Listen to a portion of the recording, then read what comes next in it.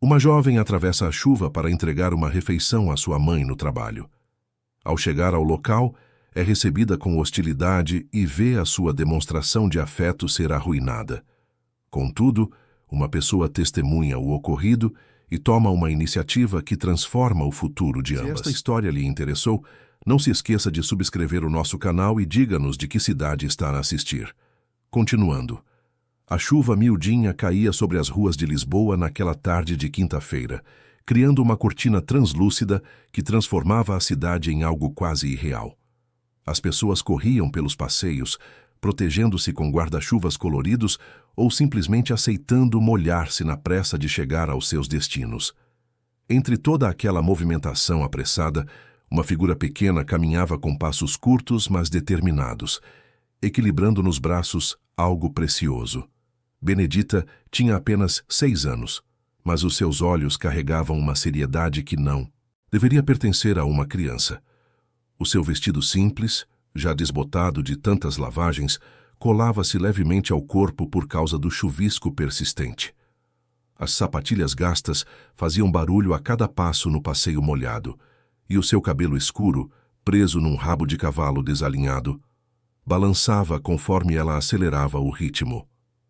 Nas mãos pequenas, segurava uma marmita de alumínio ainda quente, envolta num pano da louça que já conhecia dias melhores.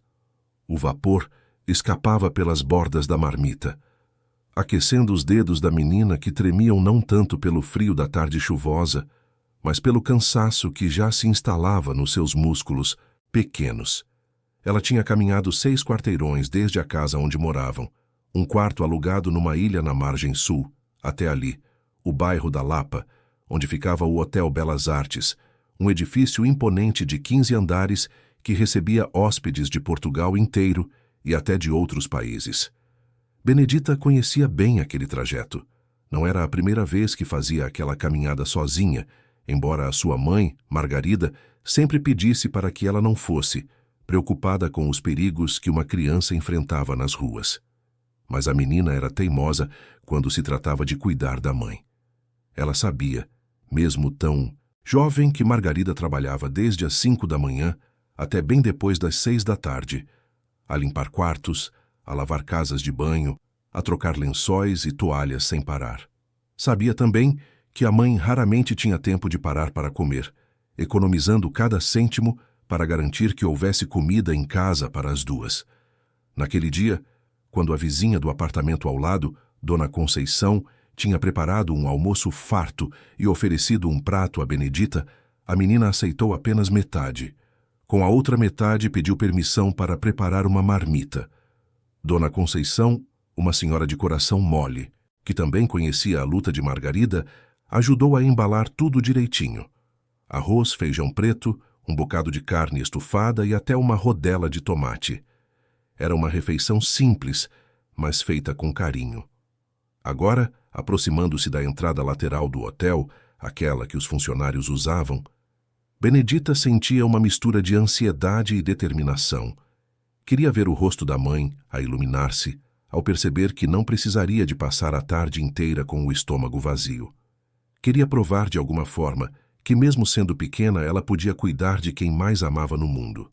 O Hotel Belas Artes era um prédio elegante, com fachada de vidro e detalhes em mármore que refletiam a luz cinzenta da tarde chuvosa.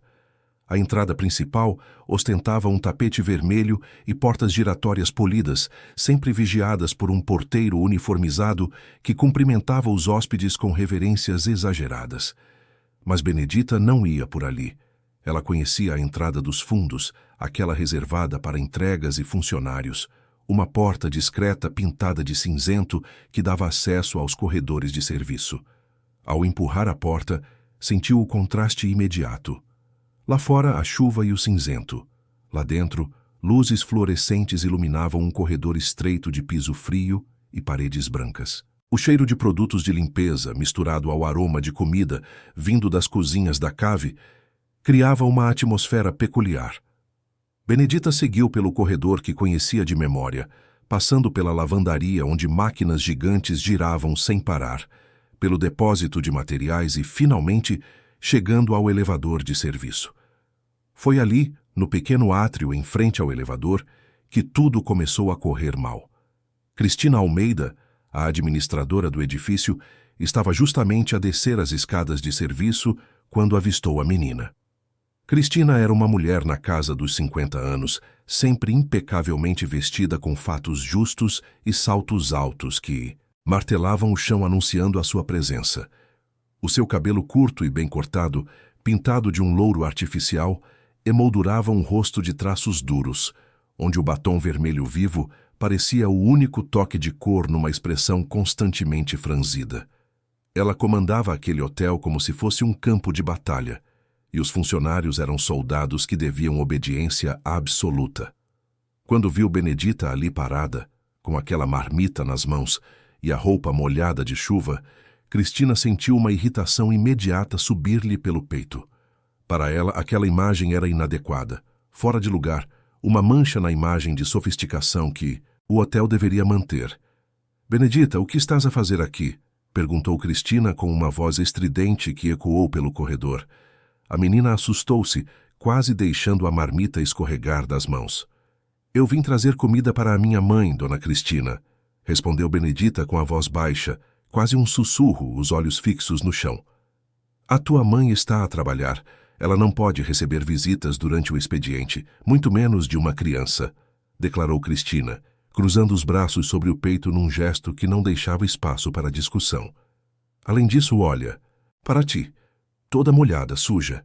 Não pode circular pelo hotel nessas condições. Vais estragar o piso, vais deixar a reputação do estabelecimento comprometida». Benedita sentiu as bochechas a arder. Ela olhou para as suas sapatilhas encharcadas e percebeu que realmente tinha deixado pequenas poças de água pelo caminho. Mas era só água da chuva, pensava ela, tentando entender a proporção da repreensão que recebia. «Desculpe, eu só queria...» começou a menina, mas foi interrompida. «Não me interessa o que querias», cortou Cristina, dando um passo à frente e estendendo a mão. «Dá-me isso, vou guardar. E entregar à tua mãe quando for conveniente. E tu vai-te embora agora mesmo. Volta para casa antes que eu chame alguém para te levar». «Não, por favor», suplicou Benedita, abraçando a marmita contra o peito. «A minha mãe precisa de comer. Ela não comeu nada hoje ainda. Eu só quero entregar-lhe isto e vou-me embora rapidinho, prometo». Cristina não gostou da resistência. Para ela, aquilo era insubordinação, um desafio à sua autoridade. Sem pensar duas vezes, avançou sobre a menina e arrancou-lhe a marmita das mãos com um gesto brusco. Benedita tentou segurá-la, mas a força da mulher adulta era muito maior. «Tu não mandas aqui, menina. Quem manda sou eu», disse Cristina, elevando a marmita acima da cabeça de Benedita, como se estivesse a brincar de manter algo longe de uma criança pequena, mas sem nenhum traço de diversão no rosto. «Aliás, a tua mãe também vai ouvir sobre isto.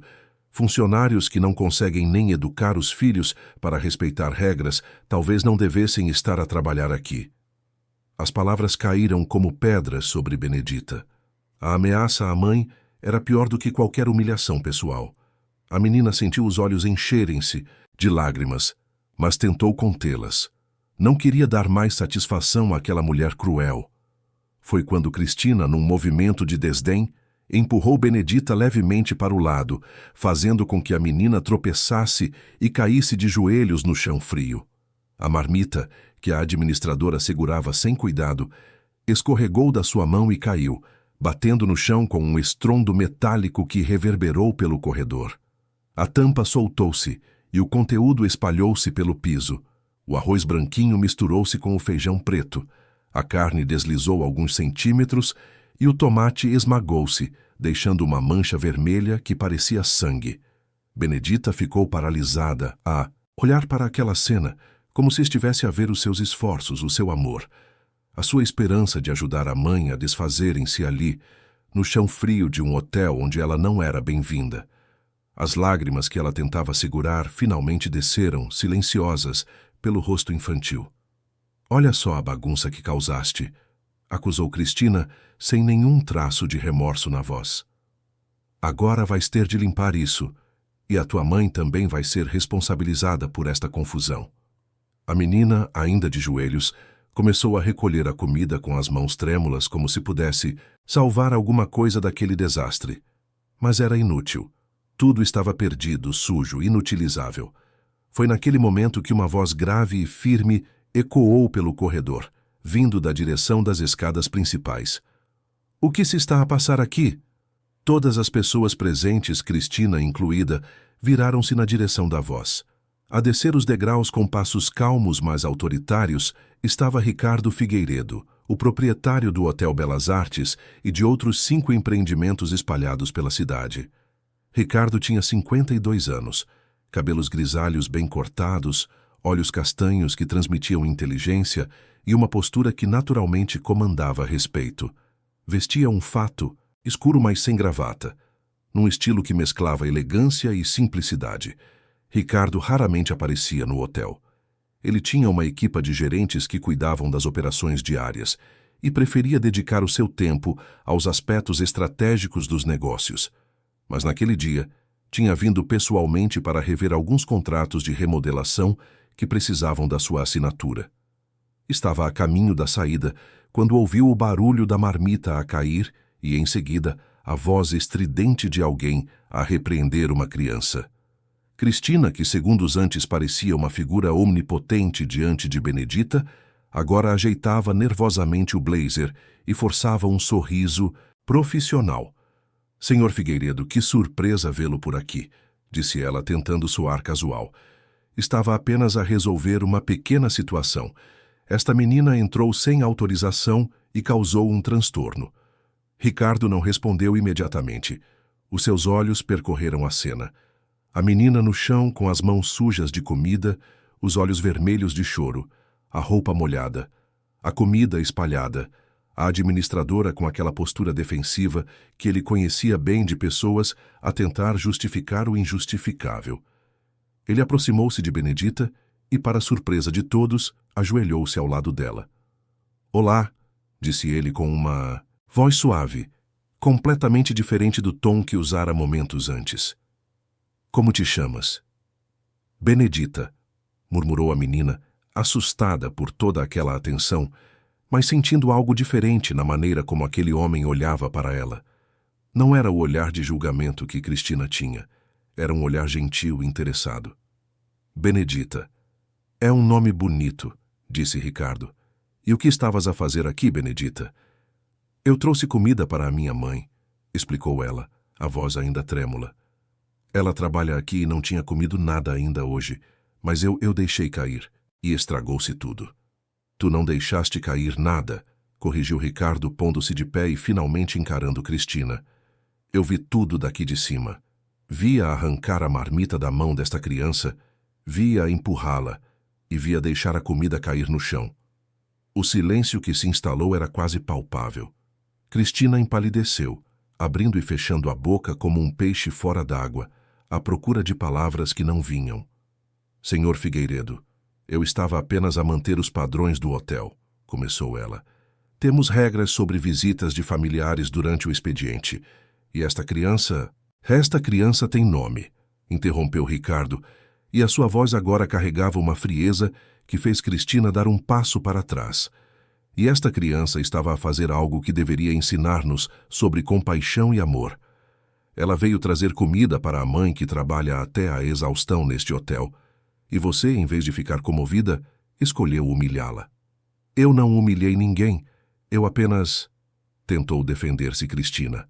"Você empurrou uma criança de 6 anos, disse Ricardo, cada palavra pesando como uma sentença. "Você fez esta menina cair no chão. Você destruiu um gesto de amor e ainda teve a audácia de culpá-la pela bagunça que você mesma causou." Ricardo olhou ao redor e percebeu que algumas pessoas se tinham aproximado, atraídas pelo barulho. Entre elas, reconheceu Lucas, o recepcionista tímido que trabalhava no turno da tarde, e Dona Lourdes, a cozinheira-chefe que estava a voltar da pausa para o café. "Alguém aqui pode dizer-me onde a mãe desta menina trabalha?" perguntou Ricardo. Foi Lucas quem respondeu, a voz baixa, mas clara.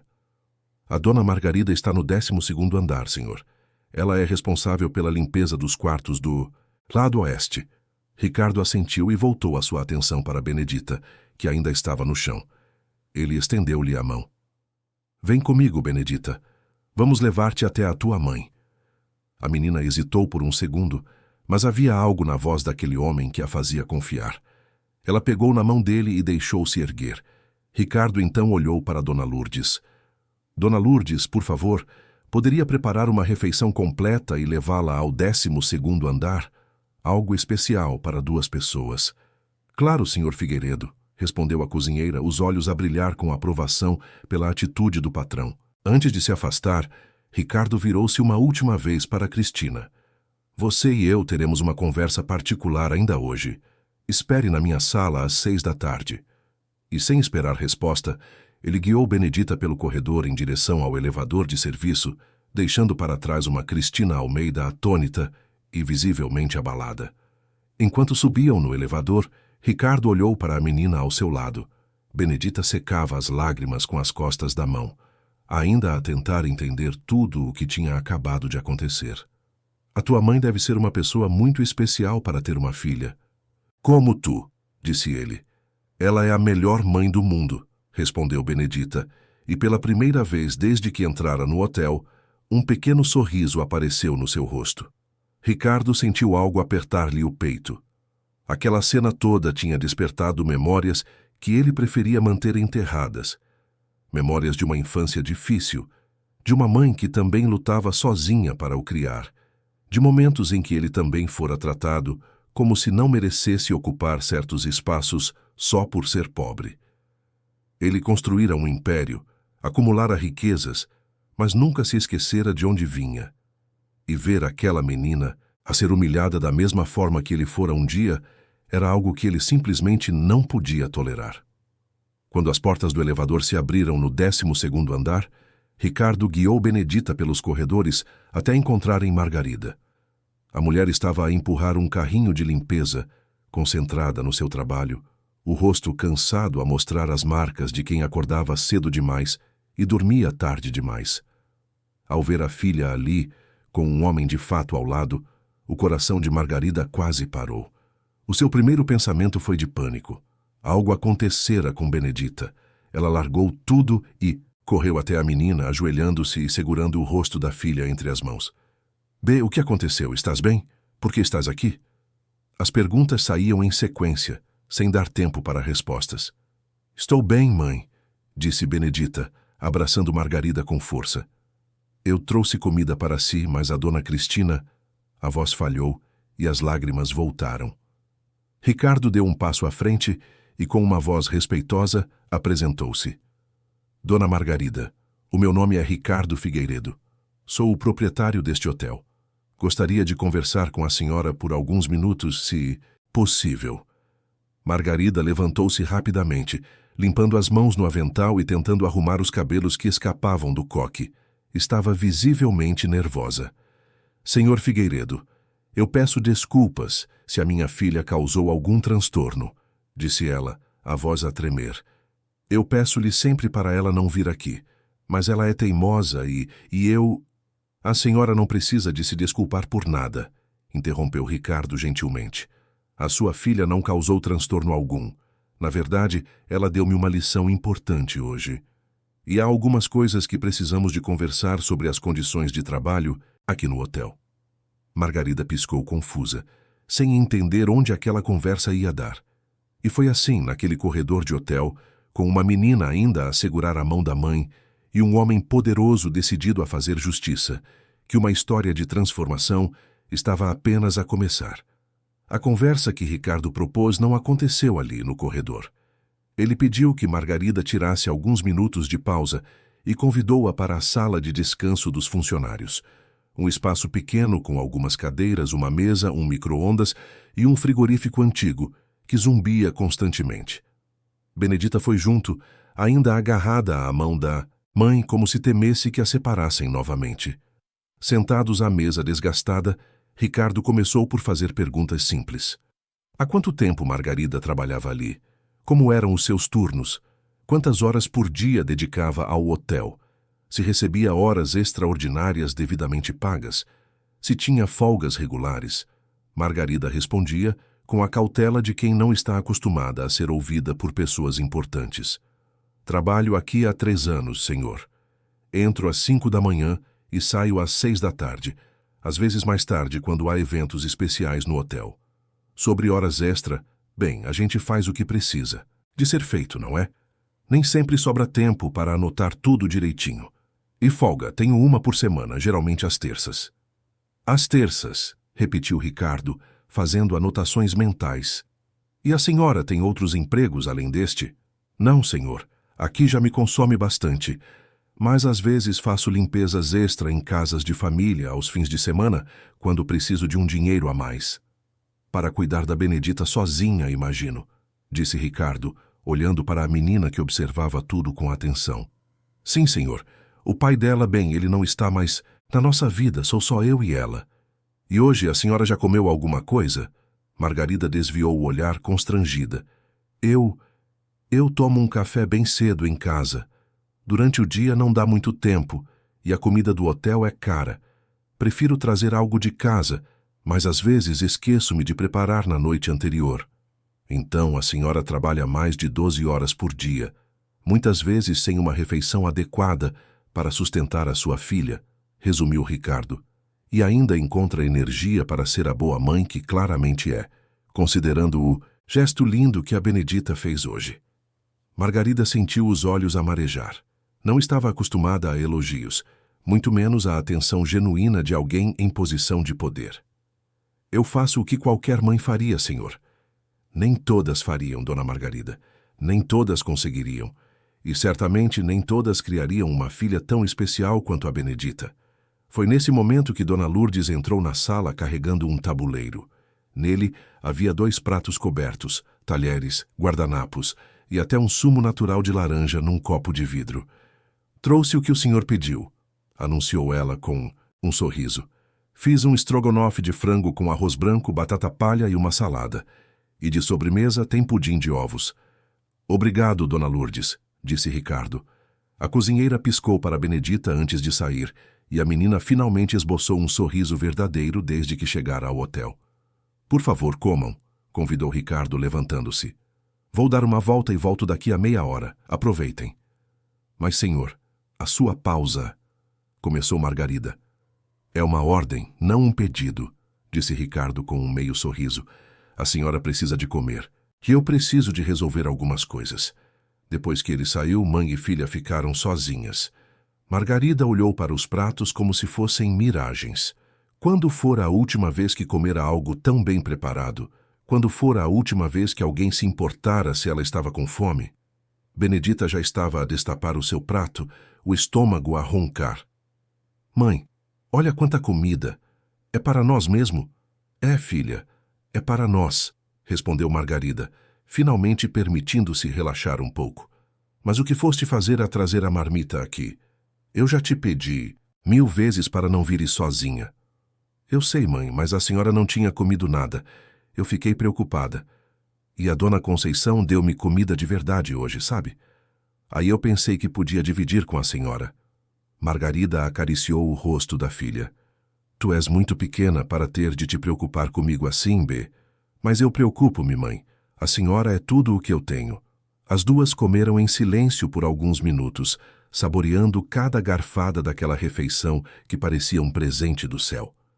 Quando terminaram, Margarida sentiu-se mais viva do que há semanas. O alimento não só nutrira o seu corpo, mas também a sua esperança de que talvez as coisas pudessem melhorar. Enquanto isso, Ricardo subia novamente ao 12º andar, mas desta vez com um propósito diferente. Ele queria observar o ambiente de trabalho, conversar discretamente com outros funcionários, entender a dinâmica real que acontecia longe dos relatórios embelezados que chegavam à sua mesa. Encontrou 2 camareiras no corredor, Maria do Carmo e Joana, ambas com expressões cansadas, mas eficientes, enquanto trocavam lençóis de um quarto. Com licença, disse ele, aproximando-se. Posso fazer algumas perguntas? As mulheres entreolharam-se, nervosas. Claro, senhor Figueiredo, respondeu Maria do Carmo, a mais velha. Vocês trabalham com a Margarida, certo? Sim, senhor. Ela é uma das melhores. Ajuda sempre toda a gente. E como é o ambiente de trabalho aqui? Sentem-se respeitadas? Têm o que precisam para fazer o serviço? Houve uma pausa. Joana olhou para os lados, como se verificasse se alguém mais estava a ouvir. O trabalho é puxado, senhor. Mas a gente desenrasca-se. Isso não é o que perguntei, insistiu Ricardo com gentileza. Perguntei se sentem respeitadas. Foi Maria, do Carmo, quem respondeu a voz baixa. Olhe, senhor, a gente não quer arranjar problemas, mas a verdade é que a dona Cristina, a administradora, ela é muito dura conosco. Qualquer coisinha que sai do padrão dela vira motivo para advertência. A gente fica com medo de errar, sabe? E tem mais, ela corta sempre os nossos pedidos de material. Diz que a gente desperdiça, mas a verdade é que falta produto de limpeza. Aí a gente tem que fazer o serviço com menos do que deveria. E as pausas para a refeição são respeitadas? Joana soltou um riso amargo. Pausa. A gente tem 15 minutos para comer alguma coisa a correr. Se demorar mais, leva a repreensão. E olhe que a gente trabalha das 5 da manhã até às 6, às vezes 7 da tarde. As horas extras são pagas corretamente? Novo silêncio constrangido. Depois Maria do Carmo admitiu. Não, senhor. A dona Cristina diz sempre que a gente não trabalhou além do horário, mesmo quando trabalhou. Diz que se a gente não consegue terminar tudo no tempo normal, é porque somos lentas, então não merecemos horas extra. Ricardo sentiu a raiva crescer dentro dele, mas manteve a compostura. Obrigado pela honestidade, disse ele. Vou resolver isto. As camareiras pareciam incrédulas, como se não acreditassem que algo realmente mudaria. Mas Ricardo era um homem de palavra. Descendo novamente ao rés do chão, ele pediu que a gerente administrativa, Sandra Reis, reunisse todos os registros de ponto dos últimos 6 meses e os relatórios de compras de material de limpeza do mesmo período. Sandra, uma mulher competente de 40 anos, que sempre fora eficiente no seu trabalho, entregou os documentos sem questionar. Ricardo passou as 2 horas seguintes na sua sala a analisar cada linha. O que descobriu deixou-o estarrecido. Havia discrepâncias enormes. Funcionários que registravam entradas às 5 da manhã e saídas às 7 da noite, mas cujos recibos de vencimento mostravam pagamento apenas pelas horas regulares. Pedidos de material de limpeza que eram sistematicamente reduzidos pela administradora, enquanto os mesmos funcionários reclamavam de falta de produtos. E pior, havia faturas de materiais que tinham sido comprados, mas nunca chegaram aos andares. Para onde iam esses produtos? Quando o relógio marcou 6 da tarde, Ricardo estava pronto. Cristina Almeida entrou na sala com a postura rígida de sempre, mas havia nervosismo nos olhos. Sente-se, disse Ricardo sem tirar os olhos dos papéis à sua frente. Ela obedeceu, cruzando as pernas e tentando parecer confiante. Senhor Figueiredo, sobre o incidente de hoje, eu gostaria de explicar que... Não precisa de explicar o incidente de hoje, interrompeu ele. O que fez com aquela criança foi testemunhado por mim e por outros. É indefensável. Mas o que eu quero entender agora é outra coisa. Ele empurrou uma pilha de documentos na direção dela. Explique-me por que há horas extraordinárias não pagas, por que pedidos legítimos de material são cortados e, principalmente, para onde foi o material que foi comprado, mas nunca chegou aos funcionários. Cristina empalideceu. Eu sempre procurei economizar para o hotel, senhor. Cortar custos desnecessários. Cortar custos ou desviar recursos? A voz de Ricardo era gélida agora. Como se atreve a acusar-me? Começou ela, levantando-se indignada. Sente-se, ordenou Ricardo, e o tom não deixava espaço para desobediência. Eu tenho provas aqui de má administração e possível apropriação indevida. Tem 2 opções.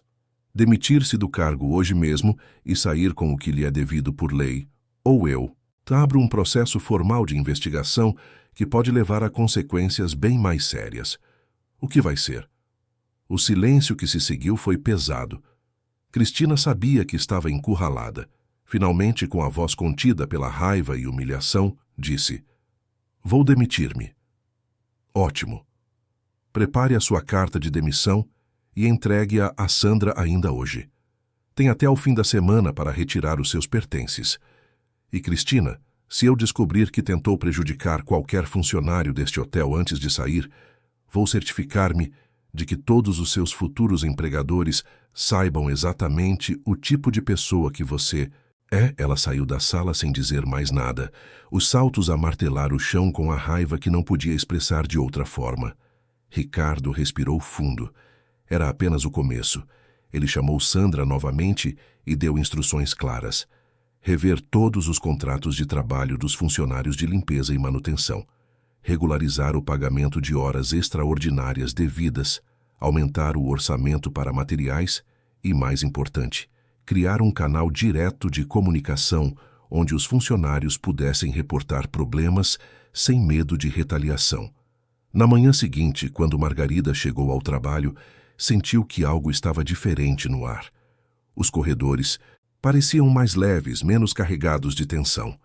Foi Joana quem lhe contou, com os olhos a brilhar de emoção. A Cristina demitiu-se, ela saiu, e o senhor Ricardo chamou toda a gente para uma reunião às 10 horas. Diz que vai haver mudanças. A reunião aconteceu no auditório do hotel, um espaço normalmente reservado para eventos corporativos, mas que agora recebia os próprios funcionários. Ricardo estava lá, de pé no pequeno palco, à espera que todos se acomodassem. Havia camareiras, cozinheiros, recepcionistas, seguranças, arrumadores, todos aqueles que faziam o hotel funcionar, mas que raramente tinham voz. Bom dia a todos, começou Ricardo. Sei que é incomum eu estar aqui a falar diretamente convosco. Normalmente, a comunicação passa por gerentes e supervisores. Mas ontem aconteceu algo que me abriu os olhos para problemas que eu deveria ter visto há muito tempo. Ele contou, sem entrar em detalhes constrangedores para ninguém, sobre o incidente com Benedita. Contou como aquilo o levou a investigar mais a fundo as condições de trabalho e anunciou as mudanças. Regularização de pagamentos, aumento de orçamento para materiais, criação de um canal de comunicação direta, revisão das políticas de pausas e horários. Mas o mais importante, continuou ele, é que eu quero que saibam que são valorizados.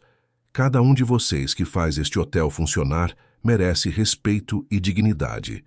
E se alguém aqui, em qualquer nível hierárquico, vos tratar de forma desrespeitosa, quero saber, porque não vou tolerar.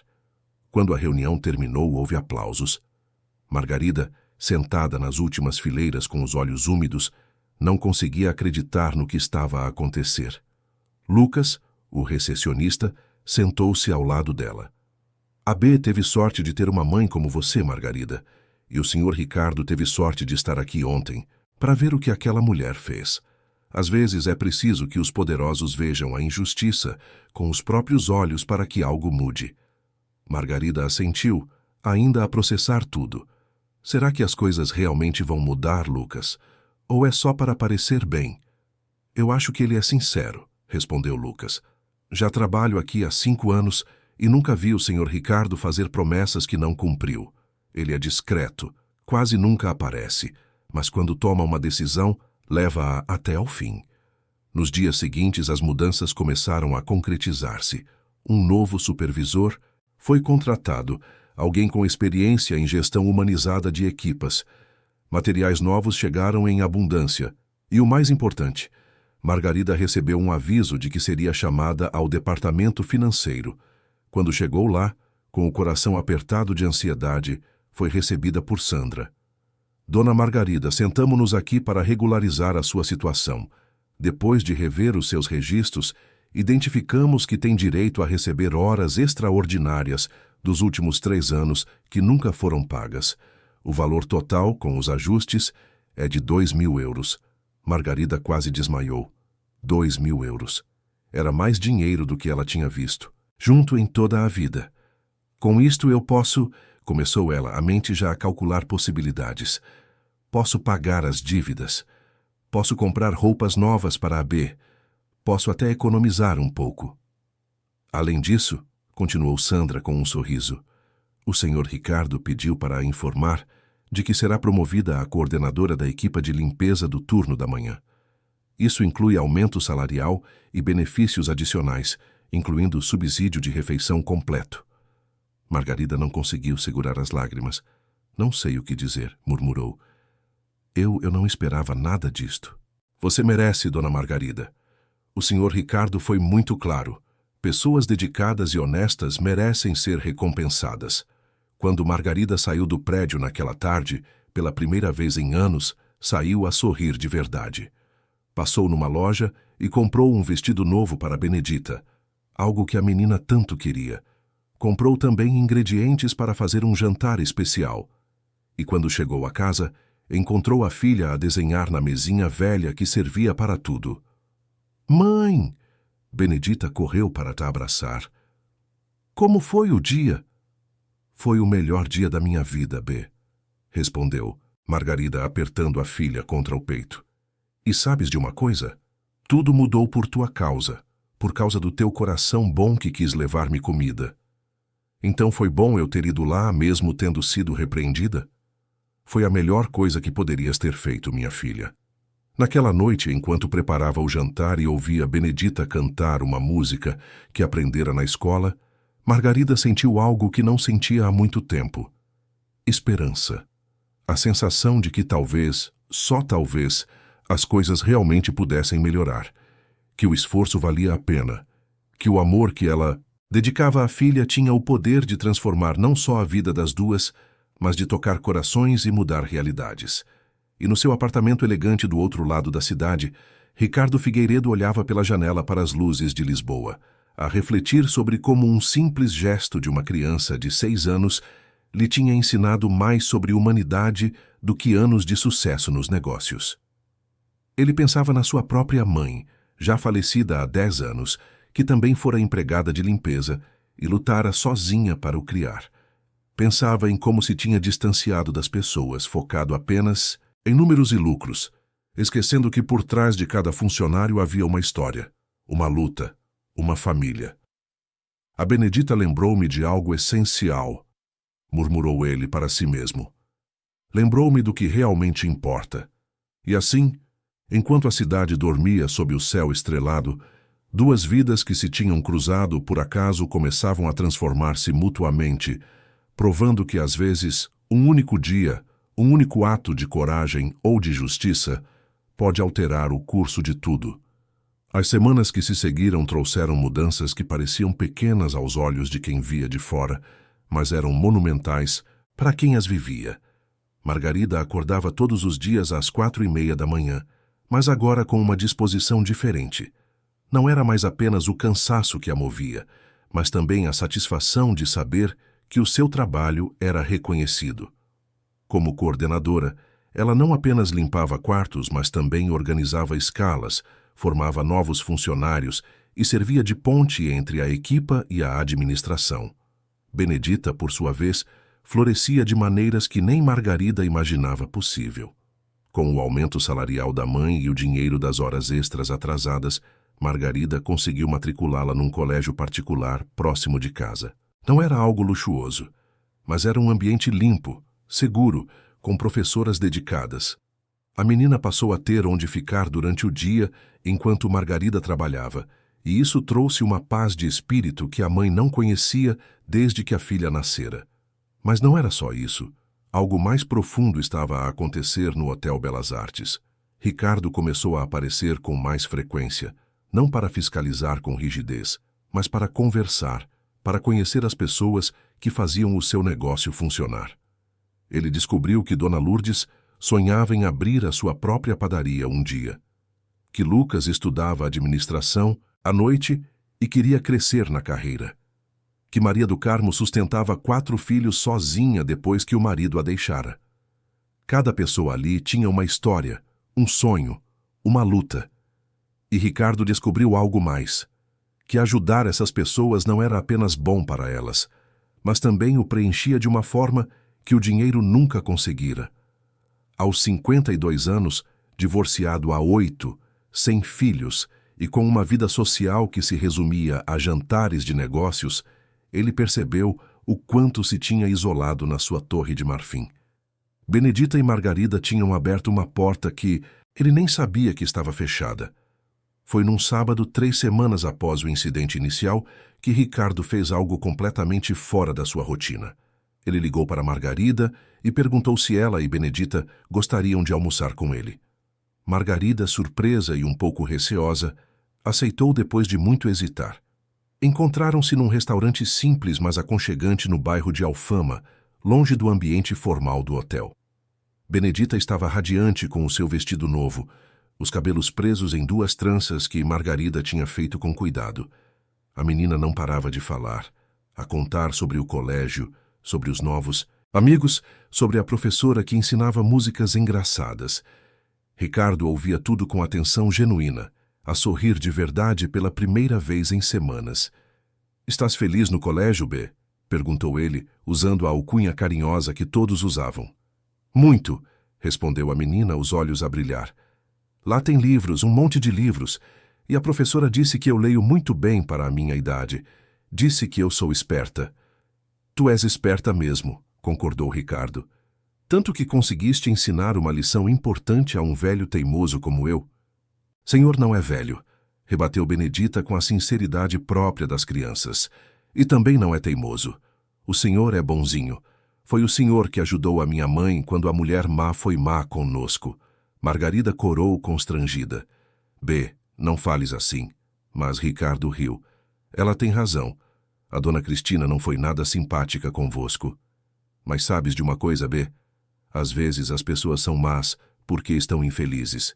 Não é desculpa, mas é uma explicação." "E a gente tem que perdoar as pessoas más?" perguntou Benedita com curiosidade genuína. "A gente tem que tentar entender que toda a gente está a travar uma batalha que não conhecemos", respondeu Ricardo. "Mas isso não significa que temos que aceitar ser maltratados. Significa que podemos escolher não deixar a maldade dos outros transformar-nos em pessoas más também." Margarida observava aquela interação com uma mistura de gratidão e algo mais que não conseguia nomear. Havia uma gentileza em Ricardo que contrastava com a imagem que ela fizera dele inicialmente. Ela o imaginara como mais um milionário frio e distante, preocupado apenas com lucros. Mas ali estava ele, a conversar pacientemente com uma menina de 6 anos sobre perdão e bondade. "Senhor Ricardo", disse Margarida quando Benedita se distraiu com o sumo que acabara de chegar, "eu queria agradecer de novo. Não só pela oportunidade no trabalho, mas por ter nos visto. Há tanta gente que olha para mim e só vê a empregada de limpeza. O senhor viu a pessoa." "Eu deveria ter visto antes, dona Margarida", respondeu Ricardo, e havia um peso genuíno na sua voz.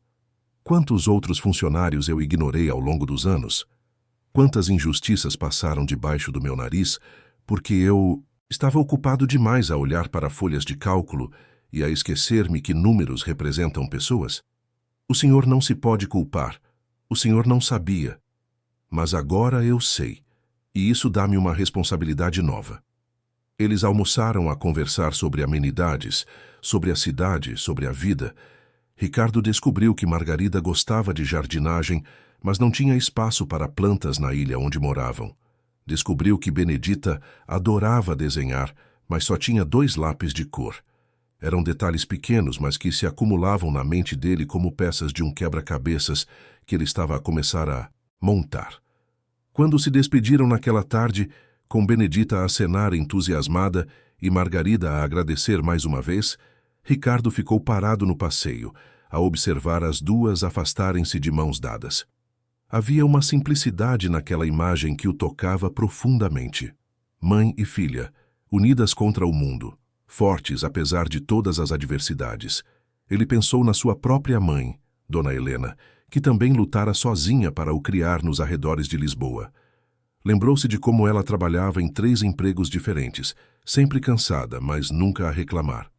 Lembrou-se de como ela guardava as moedas numa lata velha de bolachas, a economizar para comprar os seus cadernos da escola. E lembrou-se de como ele lhe prometera que um dia faria tudo diferente, que enriqueceria e lhe daria uma vida confortável. Ele conseguira enriquecer. Mas quando finalmente tinha condições de dar conforto à mãe, ela já estava doente demais para aproveitar. O cancro levou-a em 6 meses e Ricardo nunca se perdoou por se ter focado tanto no trabalho que deixou de passar mais tempo com ela nos últimos anos. Agora, vendo Margarida e Benedita, era como se tivesse uma segunda oportunidade de honrar a memória da sua mãe, ajudando outras mulheres que travavam as mesmas batalhas. De volta ao seu apartamento luxuoso naquela noite, Ricardo tomou uma decisão. Ligou para o seu advogado pessoal e pediu para elaborar um projeto social focado em mães solteiras que trabalhavam nos seus empreendimentos. Queria criar um fundo de auxílio educacional para os filhos dessas mulheres, um programa de capacitação profissional, talvez até um espaço de recreio onde as crianças pudessem ficar enquanto as mães trabalhavam. "É muito dinheiro, Ricardo", alertou o advogado. "Tem a certeza?" "Absoluta", respondeu Ricardo. "E quero que comece o quanto antes." Enquanto isso, na Ilha da Margem Sul, Margarida preparava Benedita para dormir. A menina, ainda excitada com o passeio do dia, não parava de falar. "Mãe, o senhor Ricardo é bonito, não é? E ele é educado. E ele comeu tudo o que tinha no prato, não desperdiçou nada." "É, ele é uma boa pessoa", concordou Margarida, ajeitando os lençóis. "Mãe, posso perguntar uma coisa?" "Claro, filha. Por que é que eu não tenho pai?" A pergunta apanhou Margarida de surpresa. Ela sabia que um dia teria de responder a isso, mas não esperava que fosse tão cedo. "Tu tens pai, Bê. Só que ele não está conosco." "Por quê?" "Porque às vezes as pessoas não conseguem ficar juntas, mesmo quando têm filhos. O teu pai era muito jovem quando nasceste, e ele tinha medo. Medo de não conseguir ser um bom pai. Medo de não ter dinheiro suficiente. Então ele foi-se embora. E ele não gosta de mim?" Margarida sentiu o coração apertar. Ajoelhou-se ao lado da cama e segurou o rosto da filha com as 2 mãos. "Bê, olha para mim. Tu és a criança mais incrível, mais especial, mais maravilhosa que existe. Se o teu pai não está aqui, não é porque há algo de errado contigo. É porque ele não soube ver o presente que tinha. E sabes de uma coisa? A gente não precisa dele. Nós, as 2 juntas, somos fortes o suficiente. Mas às vezes eu vejo outras crianças com pai e mãe, e eu fico triste. Eu sei, minha filha. E tu podes ficar triste. É normal sentir falta de algo que a gente não tem. Mas lembras-te do que a professora falou sobre família? Família não é só quem tem o mesmo sangue. Família é quem cuida, quem ama, quem está presente. E tu tens a mim. Tens a Dona Conceição que deixa sempre comida para nós. Tens a Dona Lourdes do hotel que faz aquelas marmitas gostosas. Tens o Lucas que te dá sempre chocolate quando apareces lá. Há muita gente que te ama, Bê. E tem o senhor Ricardo também", acrescentou Benedita. "Ele é tipo um tio Fish." Margarida sorriu. "É, acho que ele é sim." Depois que Benedita finalmente adormeceu, Margarida ficou sentada na única cadeira do quarto, a olhar para a filha adormecida. Pensou em toda a jornada que tinham percorrido juntas. Pensou nas noites em que não sabia se haveria comida no dia seguinte. Pensou nas vezes em que chorou escondida na casa de banho do hotel, exausta demais para continuar, mas sabendo que não podia parar. Pensou em todas as pequenas humilhações que engoliu ao longo dos anos, todas as vezes em que foi tratada como invisível. E agora, olhando para o futuro, pela primeira vez em anos, ela conseguia ver possibilidades em vez de apenas obstáculos. Conseguia imaginar Benedita a crescer com oportunidades que ela mesma nunca teve. Conseguia imaginar um dia em que não precisaria de acordar às 4:30 da manhã ou trabalhar até a exaustão só para sobreviver. Se estivesse no lugar de Margarida, teria aceitado toda esta ajuda de Ricardo ou teria ficado com receio de depender de alguém? Conte-nos nos comentários. Os meses que se seguiram trouxeram mais transformações. O projeto social de Ricardo começou a tomar forma. Ele alugou um espaço próximo ao hotel e transformou-o num pequeno centro comunitário. Lá, havia uma biblioteca com livros doados, uma sala de recreio para crianças e até uma pequena cozinha onde eram oferecidos lanches após a escola. O projeto começou a atender apenas os filhos dos funcionários do Hotel Belas Artes, mas a ideia era expandir para a comunidade toda. Benedita foi uma das primeiras frequentadoras. Todas as tardes, depois do colégio, ela ia para o centro onde ficava até Margarida terminar o trabalho. Ali tinha acesso a livros, jogos, atividades artísticas e, o melhor, fez amigos, crianças na mesma situação que ela, filhos de outras mães trabalhadoras. Margarida, por sua vez, estava a adaptar-se ao novo cargo. Como coordenadora, descobriu que tinha jeito para liderar. Era firme quando necessário, mas sempre justa, e as funcionárias, sob a sua supervisão, respeitavam-na não por medo, mas por admiração. Ela lembrava-se de como era ser tratada com desrespeito e fazia questão de nunca repetir aquilo com ninguém. Ricardo observava tudo isso de longe, satisfeito, mas também cada vez mais envolvido. Ele começou a visitar o centro comunitário regularmente, a conversar com as crianças, a doar mais livros, a providenciar materiais de arte e, inevitavelmente, passou a conviver mais com Margarida e Benedita. Foi numa dessas visitas que aconteceu algo que nenhum dos dois esperava. Era uma sexta-feira à tarde, e Ricardo estava a ajudar Benedita com um puzzle difícil, quando Margarida chegou para buscar a filha. Ela vinha direto do trabalho, ainda de uniforme, o cabelo preso e o rosto a mostrar o cansaço do dia. "Olá, mãe!" gritou Benedita. "Olha, eu e o tio Ricardo quase terminamos o puzzle. Só faltam 3 pecinhas." Tio Ricardo. As palavras ecoaram na mente de Margarida. Quando é que a sua filha começara a chamá-lo assim? E mais importante, isso era apropriado? Ela não sabia como lidar com aquela proximidade crescente. Não que não confiasse em Ricardo, ele tinha provado ser uma pessoa genuinamente boa, mas tinha medo. Medo de que Benedita se apegasse demais. Medo de que um dia ele se cansasse de fazer caridade e desaparecesse das suas vidas, deixando a sua filha com o coração partido. "B, não chames o senhor Ricardo assim", repreendeu Margarida gentilmente. "É falta de respeito." "Mas, mãe, ele disse que podia", protestou a menina. Ricardo levantou-se, percebendo a tensão. "Dona Margarida, eu realmente disse que ela podia chamar-me de tio. Mas se a senhora prefere que ela use senhor, eu entendo perfeitamente." "Não é isso", começou Margarida, mas as palavras falharam. Ela não sabia como expressar os seus medos sem parecer ingrata. "Podemos conversar um minuto?", sugeriu Ricardo, olhando para uma das voluntárias. "Jéssica, pode ficar de olho na B enquanto eu e a dona Margarida conversamos ali fora?" "Claro", respondeu a jovem universitária que ajudava no centro. Do lado de fora, sob a luz alaranjada do fim de tarde, Margarida finalmente conseguiu falar. "Senhor Ricardo, eu não quero parecer ingrata. O senhor mudou as nossas vidas de uma forma que eu nunca vou conseguir agradecer o suficiente. Mas eu tenho medo."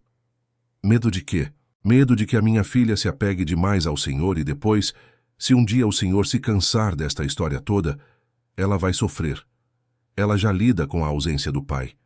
Não quero que ela passe por outra perda." Ricardo ficou em silêncio por um momento, a processar aquelas palavras.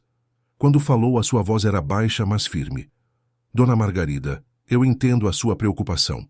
E a senhora tem todo o direito de proteger a sua filha. Mas eu quero que saiba uma coisa. Eu não vou desaparecer. Não estou a fazer isto por caridade, temporária ou porque me sinto culpado. Estou a fazer isto porque vocês as duas me lembraram de algo que eu tinha esquecido.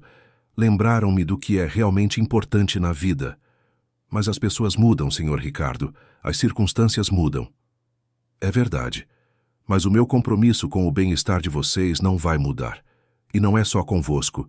É com todos os funcionários, com todas as famílias que dependem de mim. Vocês abriram-me os olhos para uma responsabilidade que eu vinha a negligenciar. E agora que vi, não posso mais não ver." Margarida sentiu os olhos a marejar. "O senhor diz isso agora, mas então vamos fazer um acordo", interrompeu Ricardo. "Vou provar-lhe, não com palavras, mas com ações. Vou estar presente, vou ser constante. E se em algum momento a senhora sentir que estou a falhar, diga-me. Porque a última coisa que eu quero é causar mais sofrimento a vocês." Margarida assentiu, ainda hesitante, mas um pouco mais tranquila. "Está bem. Mas, por favor, Entenda que eu preciso de proteger a minha filha acima de tudo. E deveria mesmo, é isso que faz de si uma mãe incrível. Eles voltaram para dentro, onde Benedita tinha finalmente completado o puzzle e comemorava como se tivesse ganho um prêmio. Mãe, tio Ricardo, olhem, consegui! Ricardo e Margarida trocaram um olhar. Ele viu naqueles olhos cansados um misto de esperança e cautela. Ela viu nos olhos dele uma sinceridade que era difícil de questionar. E assim, entre medos e promessas, entre passado e futuro, aquelas 3 vidas continuavam a entrelaçar-se de maneiras que nenhum deles poderia ter previsto. O inverno chegou a Lisboa com as suas manhãs frias e cinzentas, mas para Margarida e Benedita, aquela estação trazia um calor que não vinha do clima. Eram 6 meses desde o dia em que a menina entrara no hotel com uma marmita nas mãos e mudara o curso das suas vidas. 6 meses em que cada dia parecia trazer uma nova prova de que nem tudo no mundo era injusto e cruel. Benedita estava irreconhecível. A menina tímida e assustada deu lugar a uma criança confiante, faladora, cheia de sonhos. Ela agora falava em ser professora quando crescesse, ou talvez escritora, porque adorava os livros da biblioteca do centro comunitário. Os seus desenhos, antes feitos com 2 lápis de cor gastos, agora explodiam em todas as cores possíveis, cobrindo as paredes do pequeno quarto onde moravam. Margarida também tinha mudado, não apenas externamente, embora agora pudesse comprar roupas melhores e cuidar mais de si mesma. A mudança mais profunda era interna. Ela sorria mais, preocupava-se menos, dormia melhor. E pela primeira vez desde que se tornara mãe solteira, permitia-se acreditar que talvez houvesse mais na vida do que apenas sobreviver. Ricardo, por sua vez, estava a ser transformado de maneiras que ele mesmo não compreendia totalmente. O homem que um dia vivera apenas para o trabalho, agora encontrava alegria nas coisas simples. Montar puzzles, com Benedita. Ouvir as histórias engraçadas que Margarida contava sobre os desafios de coordenar uma equipa, ver as crianças do centro comunitário a aprender e a brincar. Mas nem tudo eram flores. O passado tem uma forma peculiar de voltar quando menos esperamos. Foi numa terça-feira, dia de folga de Margarida, que a bomba rebentou. Ela estava no centro comunitário, a ajudar a organizar uma festa de aniversário para uma das crianças, quando o seu telemóvel tocou. Era um número desconhecido. Ela quase não atendeu, mas algo a fez pressionar o botão verde. Estou? Margarida? A voz do outro lado era masculina, hesitante, vagamente familiar. Sim, quem é? É o Diogo. Diogo Ferreira. O mundo de Margarida parou. Diogo, o pai de Benedita, o homem que a deixara grávida aos 22 anos e desaparecera antes mesmo que a barriga começasse a crescer. O homem que ela não via há mais de 7 anos. O que queres? A voz de Margarida saiu mais fria do que ela esperava. Eu sei que não tenho o direito de ligar. Sei que tens todos os motivos para me odiar, mas eu preciso de falar contigo. Pessoalmente, se possível. Margarida sentiu uma mistura de raiva e curiosidade. Parte dela queria desligar, bloquear o número e fingir que aquela chamada nunca acontecera. Mas outra parte, aquela que ainda carregava perguntas não respondidas de 7 anos atrás, precisava de saber. Por quê? Depois de todo este tempo? Por que agora? Porque eu... A voz dele falhou. Porque eu fui cobarde. E porque soube que tu e a Benedita estão bem agora. E eu queria ver se ainda há uma hipótese. Uma hipótese de quê, Diogo?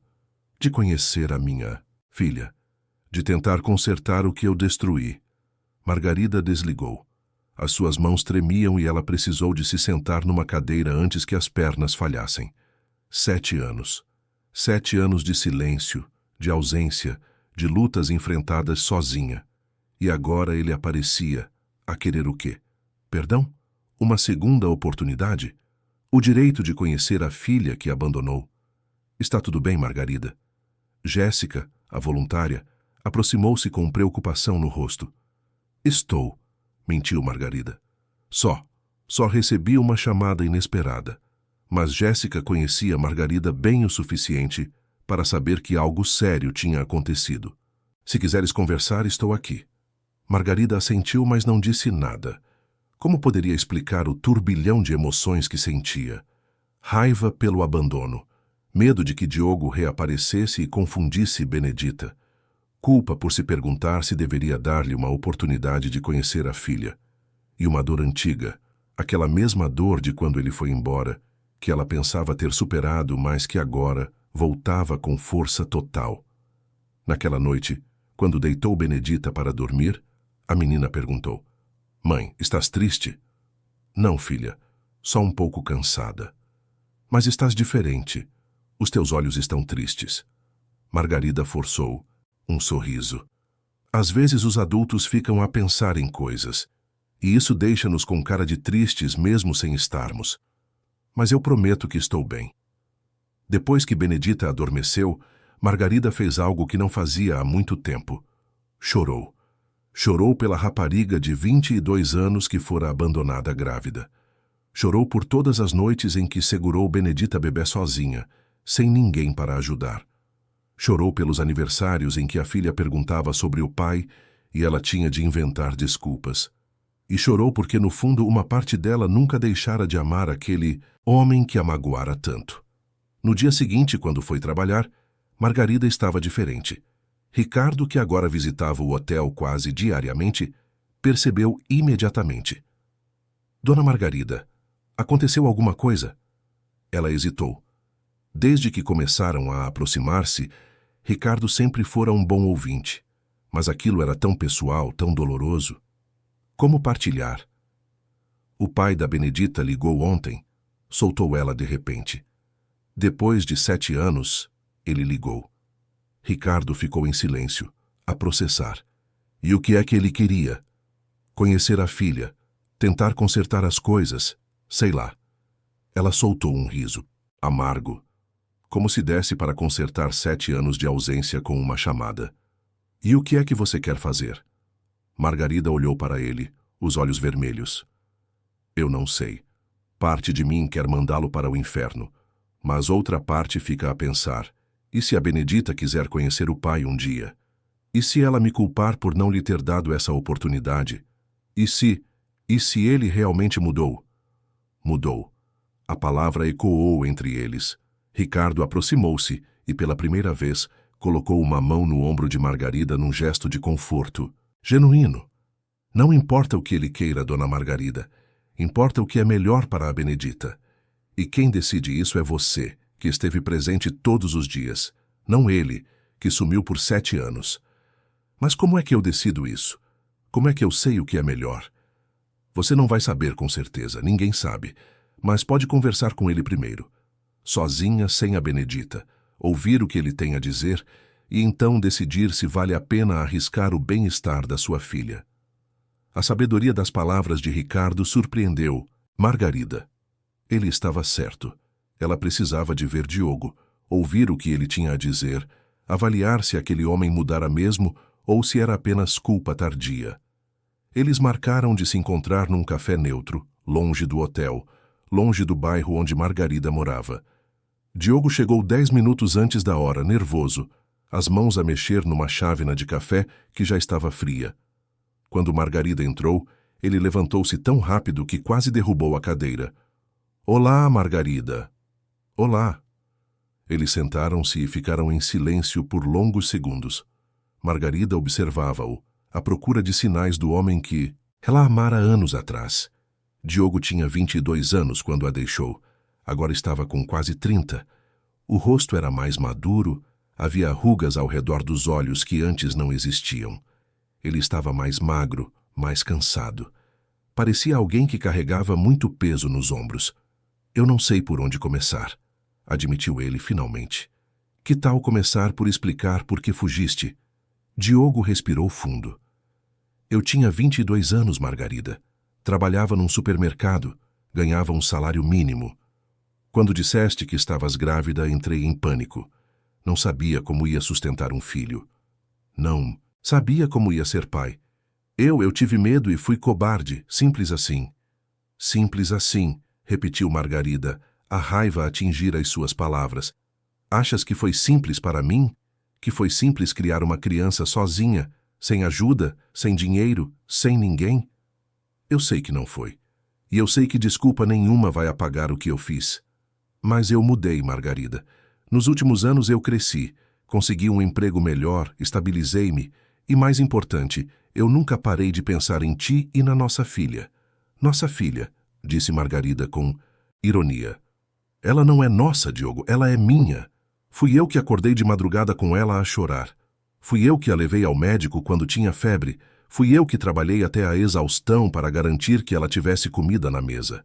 Tu não tens o direito de a chamar tua. Tens razão. As palavras saíram baixas, carregadas de remorso.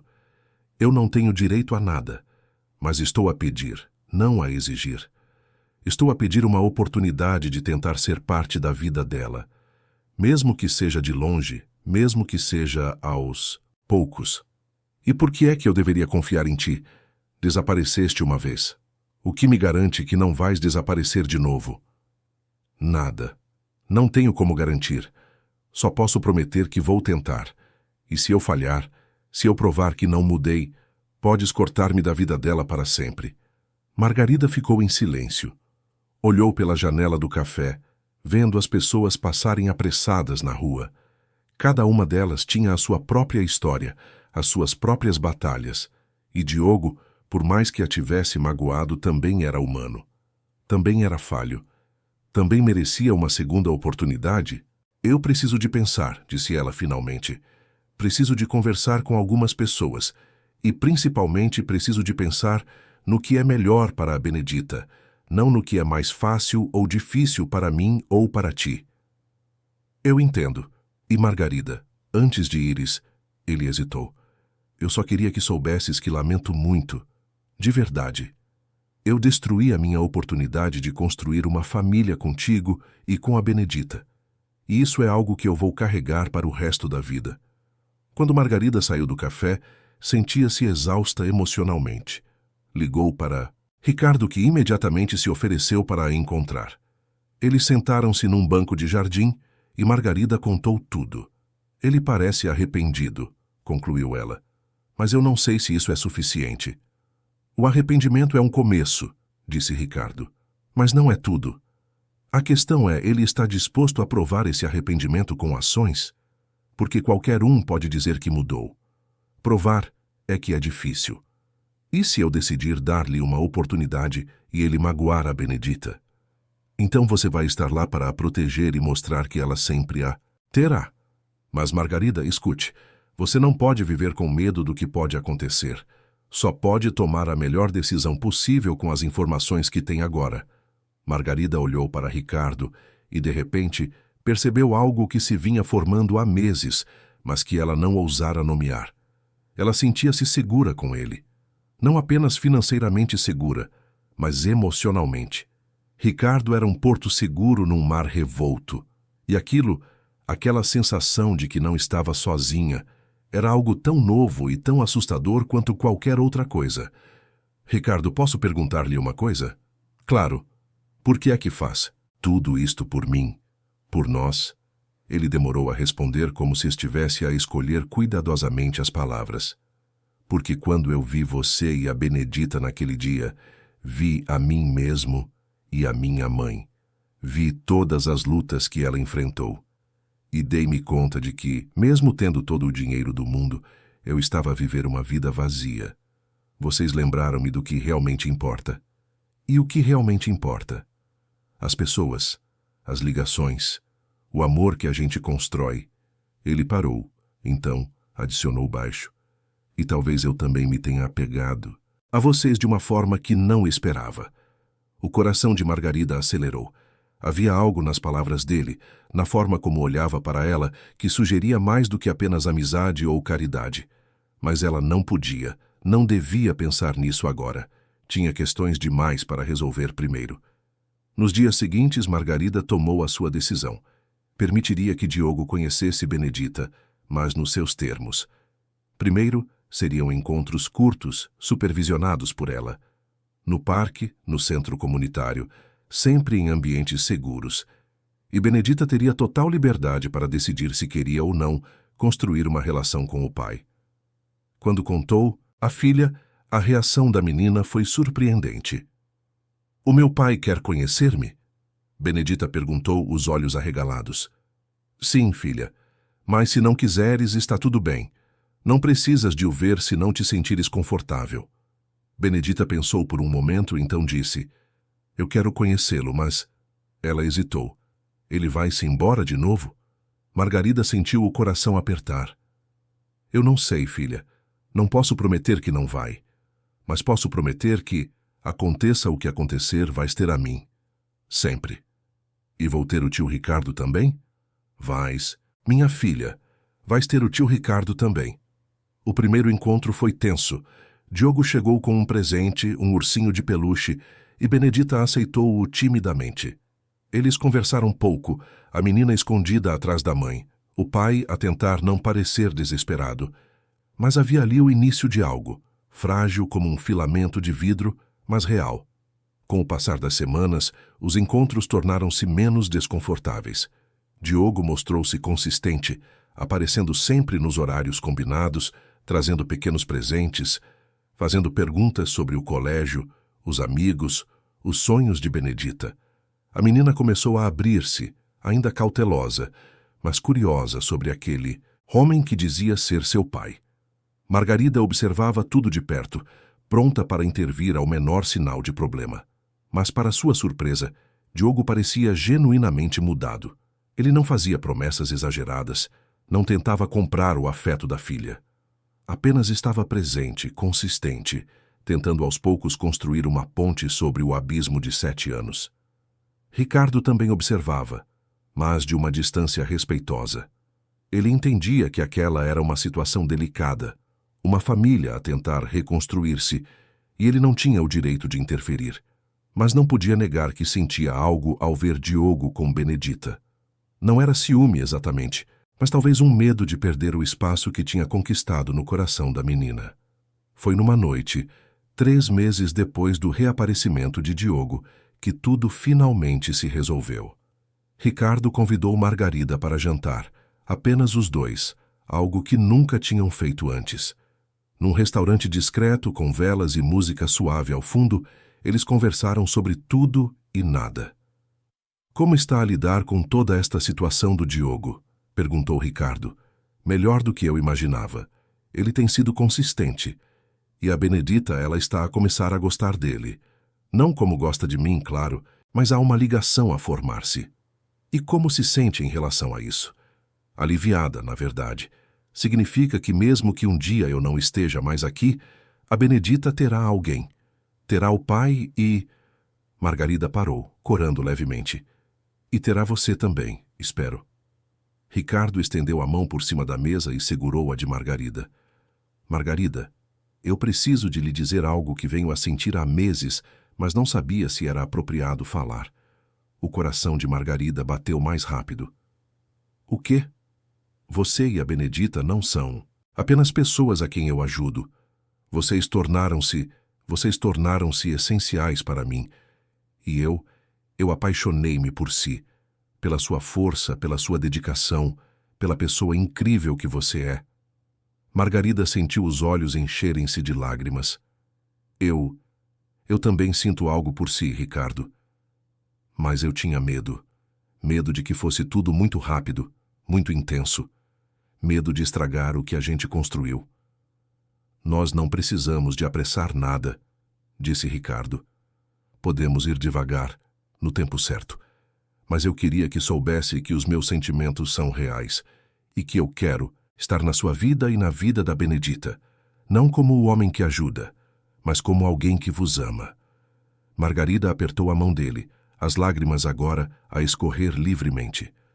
"Por tantos anos eu lutei sozinha, a achar que nunca teria alguém ao meu lado. E agora eu tenho-o assim. E a Benedita tem não só o pai a tentar redimir-se, mas também tem-no a si, que se tornou uma figura paterna mesmo sem precisar." Eles saíram daquele jantar diferentes do que entraram. Não havia rótulos ainda, não havia compromissos formais. Mas havia uma promessa, silenciosa, um entendimento de que estavam a construir algo juntos, algo forte e verdadeiro. 6 meses depois, numa manhã ensolarada de primavera, Ricardo organizou uma surpresa. Convidou Margarida, Benedita, Diogo e todos os funcionários do Hotel Belas Artes para uma cerimônia especial. No centro comunitário que ele ajudara a construir, fez um anúncio que deixou todos emocionados. Há 1 ano, disse ele, uma menina de 6 anos entrou no hotel onde trabalho a carregar uma marmita para a mãe. Aquele gesto simples mudou a minha vida. Ensinou-me que dinheiro e sucesso não significam nada se não usarmos os nossos recursos para fazer a diferença na vida das pessoas. Então hoje, quero anunciar que estou a criar uma fundação permanente para apoiar mães solteiras e as suas famílias. E quero convidar a Margarida para ser a diretora dessa fundação. Margarida ficou sem palavras. Eu não sei o que dizer. Diz que sim, sussurrou Benedita ao lado dela, os olhos a brilhar. Sim, disse Margarida, rindo e chorando ao mesmo tempo. Sim, eu aceito. Os aplausos ecoaram pelo espaço e Benedita correu para abraçar a mãe. Diogo, presente na cerimônia, observava de longe, com um sorriso triste mas genuíno.